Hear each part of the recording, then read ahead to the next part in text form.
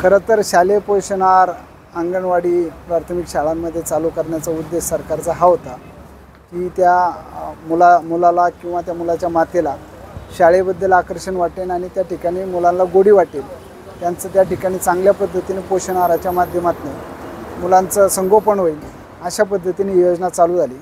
पण अनेक वर्षापासून आपण पाहतो की पोषण आहारामध्ये कधी किडे सापडतात, आळ्या सापडतात। आत्ताच्या कालखंडामध्ये या ठिकाणी आळ्या आणि किड्यांचं प्रमाण जास्त आहे।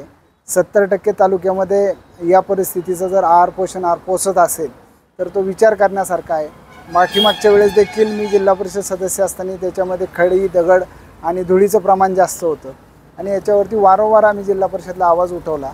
हा पोषण आहार पोचवणारी जी यंत्रणा आहे ती आणि यांना जो मटेरियल सप्लाय केला जातो या धान्याचा, या सगळ्याचंच पोषण करण्याचं काम सरकारने या ठिकाणी चालवलेलं दिसतंय।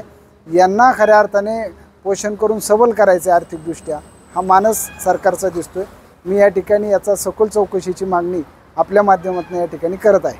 पोषण आहारामध्ये सोंड, परत आळ्या वगैरे, गहाण, धूळ, निकृष्ट दर्जाचा पोषण आहार होता। तांदूळ, त्यानंतर मूग डाळ, डाळींचे जे प्रकार होते ते संपूर्ण म्हणजे निकृष्ट होते, त्यात आळ्या होत्या। त्या ठिकाणी लक्ष देणं गरजेचं आहे, त्या ठिकाणी त्याची निगा राखणं चांगली गरजेचं आहे। पोषण आहार आला की त्याचं लक्ष किती दिवसापूर्वी आला, किती दिवसाचा आहे, त्याचं तपासणी करून घेणं गरजेचं आहे। तो मुलांच्या पोटात जाऊ नये, ते पोटभर अन्न बी जे पोषण आहार आहे तो बी पोटभर मिळत नाही।